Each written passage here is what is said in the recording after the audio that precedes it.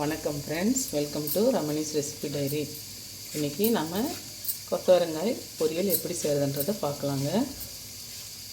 முதல்ல கொத்தவரங்காய் பொரியல் செய்கிறதுக்கு ஒரு ப்ரெஷர் குக்கரில் கொத்தவரங்காயை நம்ம பொடியாகவும் கட் பண்ணி எடுத்துக்கலாம், இல்லை இது போல் இந்த லெவலில் கட் பண்ணி எடுத்துக்கலாங்க. இது போல் கட் பண்ணிவிட்டு நல்லா வாஷ் பண்ணி ப்ரெஷர் குக்கரில் சேர்த்துடலாம்.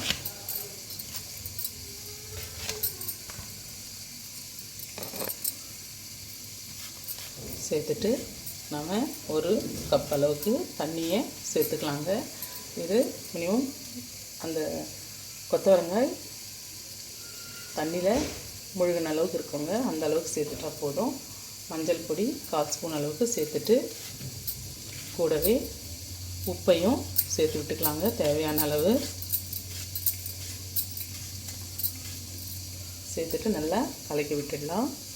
மஞ்சள் பொடியும் உப்பும் நல்லா கலந்து வரணுங்க தண்ணியில். இந்த அளவுக்கு கலந்து விட்டுட்டு நாம் ப்ரெஷர் குக்கரை மூடி விட்டுடலாங்க. மூடிட்டு ஒரு விசில் வச்சு எடுத்துக்கலாங்க. அதிகமாக வேண்டாம், அதிகமாக விட்டால் குழஞ்சிடுங்க கொத்தவரங்காய், அதனால் ஒரு விசில் விட்டால் போதுமானது. ஒரு விசில் வந்துச்சு. இப்போ இது ப்ரெஷர் போகிறதுக்குள்ளே நாம் ஒரு வானல் எடுத்து ஸ்டவ் ஆன் பண்ணிக்கலாங்க. வானல் நல்லா காஞ்சி வரட்டும். நல்லா சூடு ஏறிய உடனே 1 ஸ்பூன் அளவுக்கு எண்ணெயை சேர்த்து விட்டுக்கலாம். அதிகமாக வேண்டாம். 1 ஸ்பூன் எண்ணெயை சேர்த்துட்டு கடலைப்பருப்பு 1/2 ஸ்பூன் அளவுக்கும் கூடவே உளுத்தம்பருப்பையும் அதே மெஷர்மெண்ட்டில் 1/2 ஸ்பூன் அளவுக்கு எடுத்துக்கலாம்.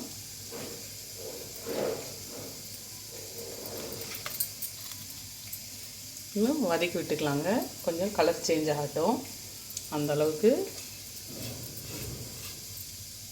பாருங்கள், வதங்கி வந்தாச்சு.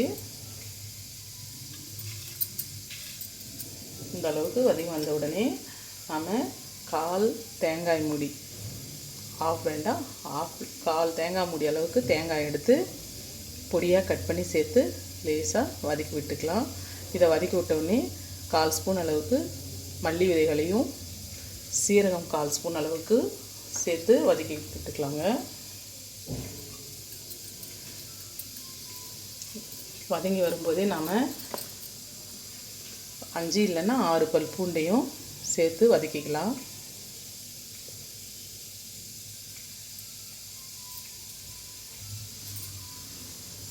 அளவுக்கு பூண்டை வதக்கி விட்டுட்டு கூட 3 வரமிளகாவை 2ஆக கட் பண்ணி சேர்த்துருக்கேங்க.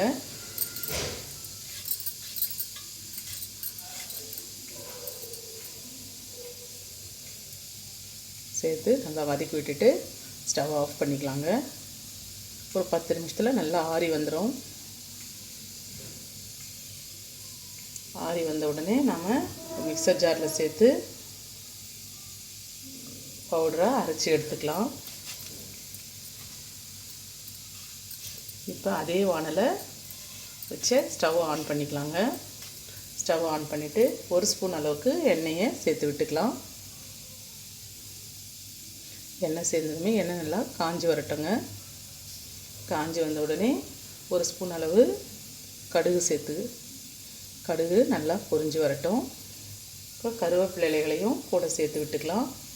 1 கொத்து அளவுக்கு கருவேப்பிலை இலைகளை சேர்த்துட்டு நாம் கட் பண்ணி வச்ச வெங்காயத்தையும் ஒரு முழு வெங்காயத்தை பொடியாக கட் பண்ணி வச்சுருக்கேன், அதையும் சேர்த்து விட்டுக்கலாங்க. சேர்த்துட்டு நல்லா வதக்கி விட்டுக்கலாம். கண்ணாடி பதம் வரும் அளவுக்கு தீயை கொஞ்சம் குறைவா வச்சு வதக்கி விட்டுக்கலாங்க. நல்லா வதங்கி வந்துடுச்சு. இப்போ நம்ம குக் பண்ணி வச்ச கொத்தவரங்காயை தண்ணி இல்லாமல் எடுத்து சேர்த்து விட்டுடலாம்.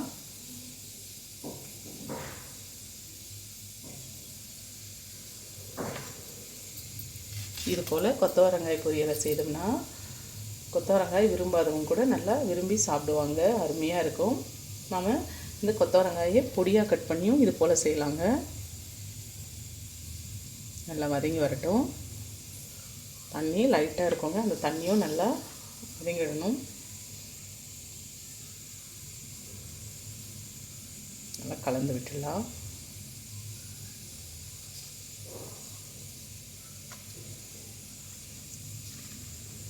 இந்த அளவுக்கு தண்ணி இல்லாமல் வதங்கி விட்டோடனே நம்ம கூட மஞ்சள் பொடி மிளகாய் பொடி சேர்த்து விட்டுக்கலாங்க. 2 பிஞ்ச் அளவுக்கு மஞ்சள் பொடி சேர்த்துக்கலாம்.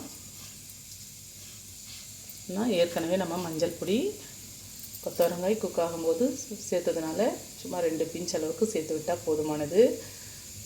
நம்ம வரமிளகாய் பொடியில் சேர்த்து அரைச்சதுனால நம்ம காரத்துக்கு தேவையான அளவு மிளகாய் பொடி சேர்த்துக்கலாங்க. நான் இங்கே தனி மிளகாய் பொடி சேர்க்குறேன். நம்ம காரம் நம்ம எடுத்துக்கிறத பொறுத்துங்க. இல்லை நமக்கு வரமிளகாயோட காரமே போதும்னாலும் நம்ம இங்கே காரம் சேர்க்க வேண்டாம். கூட நம்ம கொஞ்சம் லைட்டாக உப்பை சேர்த்து விட்டுக்கலாம். ஏன்னா நம்ம குக் பண்ணதில் உப்பு கொத்தவரங்காய் வரைக்குமே பிடிச்சிருக்கும். நம்ம இப்போ சேர்க்க போகிற மசாலாவில் உப்பு இல்லைன்றதுனால கொஞ்சம் கூட உப்பையும் சேர்த்து பரட்டி விட்டுடலாம். பாருங்கள், தண்ணி சுத்தமாக இல்லை. இந்த அளவுக்கு பரட்டி விட்ட உடனே நாம் அரைச்சி வச்ச பொடியை சேர்த்து விட்டுக்கலாங்க.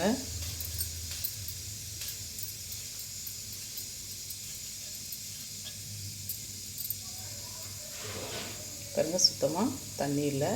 இப்போ நம்ம அரைச்சி வச்ச பொடியை சேர்த்து ஸ்டவ் ஆஃப் பண்ணிடலாங்க. பொடியை சேர்த்து ஒரு 2 நிமிஷத்துலேயே ஸ்டவ் ஆஃப் பண்ணி விட்டுடலாம்.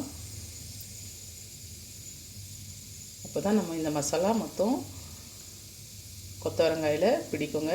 இல்லைன்னா வானலில் அப்படியே சேர்ந்து பிடிச்சிடும். அதனால் ஸ்டவ் ஆஃப் பண்ணிவிட்டு நல்லா கலந்து விட்டுக்கலாம்.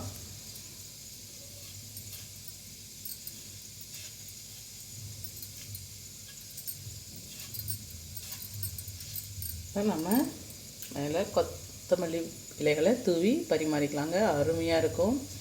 நீங்களும் வீட்டில் ட்ரை பண்ணி பாருங்கள். இந்த மெத்தடில் கொத்தவரங்காய் பொரியல் பிடிச்சிருக்கும்னு நினைக்கிறேங்க. உங்களுக்கும் பிடிச்சிருந்தா சேனலை லைக் பண்ணுங்கள், ஷேர் பண்ணுங்கள், மறக்காமல் சப்ஸ்கிரைப் பண்ணுங்கள் ஃப்ரெண்ட்ஸ். தேங்க்யூ.